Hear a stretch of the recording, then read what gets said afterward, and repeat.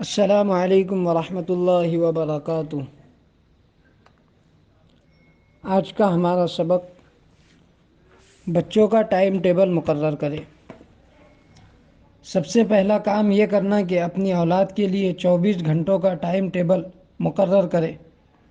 کس ٹائم پر سوئیں گے، کس ٹائم پر جاگیں گے، کب کھائیں گے، ہر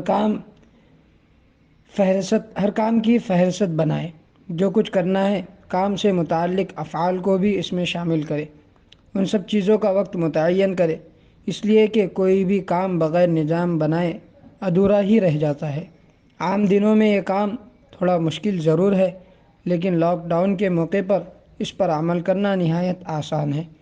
ایسا کرنے کا ایک فائدہ تو یہ ہوگا کہ بچوں کی تربیت کا بہترین موقع فراہم ہوگا۔